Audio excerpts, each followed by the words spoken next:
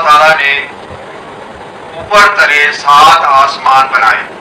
اوپر تلے اس طرح ہیں کہ سب سے پہلے چھوٹا گولا کہہ لیں پہلا آسمان، اس کے اوپر جو ہے دوسرا گولا کہہ لیں دوسرا آسمان، اسی طرح جو ہے 7 آسمان اوپر تلے ہیں اور ان کے درمیان میں جو خلا ہے اسپیس ہے وہ بہت ایک دوسرے سے دور ہیں. تو جیسے کل میں نے کہا کہ النحل سورت جس کی آیت نمبر جو ہے 67 ہے، اس میں اللہ تعالیٰ نے کہا ہے کہ البتہ پھلوں میں بہت بڑی نشانیاں ہیں عقل مندوں کے لیے.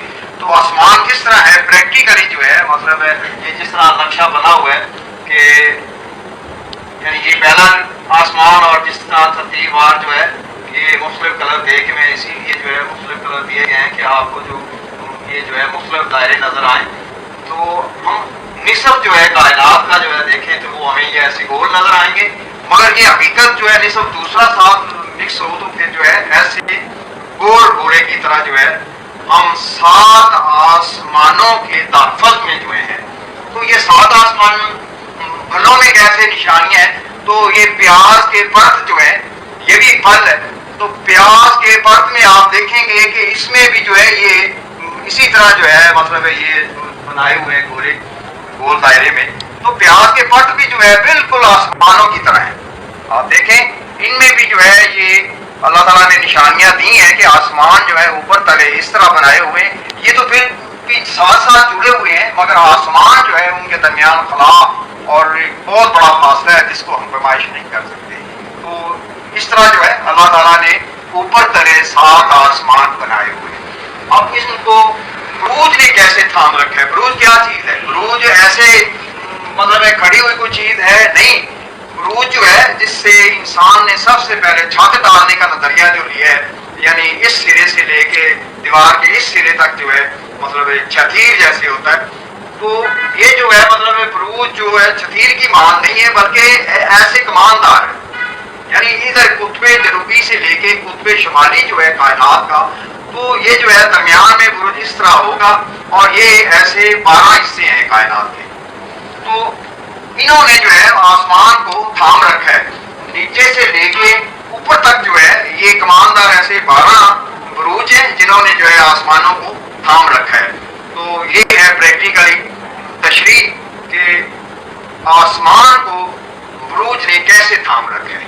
اور اس میں جو ہے قدرت نے اثر بھی ڈالا ہوا ہے کہ کائنات میں معمولی ارتعاش ہماری سوچ جس کے بارے میں اللہ تعالیٰ نے قرآن میں کہا ہے کہ جو زمین سے آسمان کی طرف چڑھتا ہے یا آسمان سے زمین کی طرف آتا ہے اللہ کے سب معلومات میں ہے. تو وہ جو ریزیں ان سے خارج ہوتی ہیں ہمیں ملتی ہیں اور ہمارے جو خیالات جاتے ہیں وہ ان سے اللہ تعالیٰ نے ایک سسٹم بنایا ہے یہ پھر کبھی کسی دن. تو دوسرا جو ہے میں جو ہے کہکشاں کے حوالے سے جو ہے آج بات کروں گا کہ سورت یونس میں ذکر ہے کہ مجھے 11 ستارے سجدہ کرتے ہیں شمس و قمر بھی. تو اس کے اوپر جب غور کیا تو یہ ایسے ہے کہ اللہ تعالیٰ نے ہماری جو نظام شمسی کا نظام ہے سسٹم ہے ہماری زمین ہے اس میں تو شمس کے گرد یہاں جو ہے 14 سٹار گھوم رہے ہیں جبکہ باکس میں جو ہے صرف 11 سٹار کی معلومات ہے. یعنی 4 اور اس میں دریافت کیے ہیں میں نے بذریعہ امداد اور یہ بھی دریافت کیا کہ ایک کہکشاں کے اندر جو ہے 7 نظام شمس کے ہیں اور اس کے اوپر جو ہے سلو سپیڈ اس میں کچھ جو ہے الٹے چلتے ہیں کچھ اس طرح سیدھے چلتے ہیں. یہ 11 سٹار سلو سپیڈ ہے. ان سے جو آخر دائرے میں ایک ستارہ ہے جو ان کی رفتار کا میں اندازہ آپ کو بتاؤں گا کہ یہ کئی 100 سال ایک برج میں رہتے ہیں اور اس کا آخری کنارے میں جو سٹار ہے وہ 2300 سال جو ہے ایک برج میں رہتا ہے. تو آپ اس سے جو ہے اندازہ کریں کہ اللہ تعالیٰ نے جو ہے ہمارا یہ نظام بنایا یہ اسی طرح ہی ہے. یعنی جیسے یہ ہمارا گھر ہو یہ ہمارے پڑوسی کا گھر ہو. ہمارے گھر میں بھی ایک سرپرست ہے ایک اس کا جو ہے مطلب نیچے اولاد بھی ہے.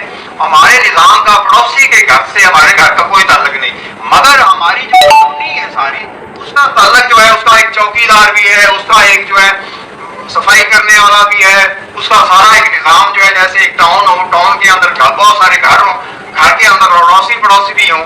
تو یہ جو ہے نظام بالکل سیم ایسے سمجھیں کہ ہمارا جیسے پڑوسی کے سرفراز علاقے ہمارا